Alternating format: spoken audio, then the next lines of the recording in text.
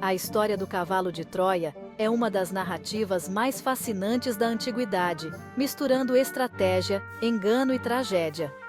Mas será que o cavalo de Troia realmente existiu?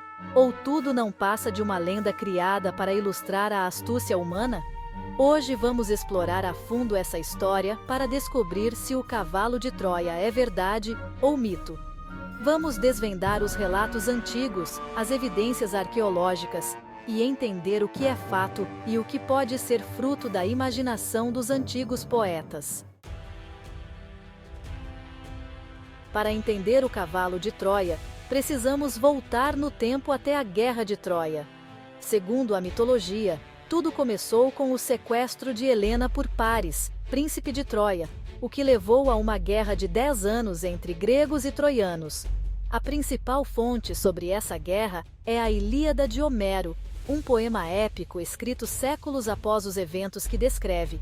Embora a Ilíada seja uma obra literária, muitos historiadores acreditam que ela se baseia em um conflito real, ocorrido por volta de 1200 a.C. Mas onde fica a linha entre história e mito? E o cavalo de Troia teria sido uma tática engenhosa ou apenas uma criação poética? Segundo os relatos, os gregos, cansados do longo cerco, criaram um plano engenhoso. Construíram um enorme cavalo de madeira oco, esconderam soldados dentro dele e deixaram-no como um falso presente de rendição.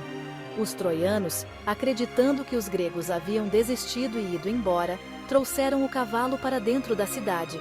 Naquela noite, enquanto Troia dormia, os soldados gregos saíram do cavalo e abriram os portões da cidade para o exército grego, que havia retornado secretamente. A cidade foi destruída, selando o fim da guerra. Mas essa história, relatada com mais detalhes na Eneida de Virgílio, levanta muitas questões. Poderia algo assim realmente ter acontecido? A cidade de Troia não é apenas uma criação literária. As ruínas de Troia foram descobertas no século XIX pelo arqueólogo Heinrich Schliemann, na atual Turquia. O local, que passou por múltiplas camadas de construção ao longo dos séculos, confirma a existência de uma cidade poderosa, que foi destruída por volta da época descrita por Homero. Mas, enquanto as evidências mostram que uma guerra pode ter acontecido, nada nos dá certeza sobre o cavalo de Troia. Não há registros arqueológicos ou textos históricos da época que confirmem a existência do cavalo como uma arma de guerra. Alguns historiadores e arqueólogos têm teorias sobre o que o cavalo de Troia poderia realmente ter sido. Uma ideia é que o cavalo simboliza um terremoto, já que Poseidon, o deus dos terremotos, também era associado aos cavalos. Outra teoria sugere que o cavalo era uma metáfora para uma tática militar, como uma emboscada ou um ataque surpresa. Há também quem acredite que a história do cavalo foi uma criação literária para destacar a astúcia e a traição na guerra, elementos comuns nas narrativas gregas. Independentemente da verdade, o cavalo de Troia se tornou um símbolo poderoso na cultura ocidental.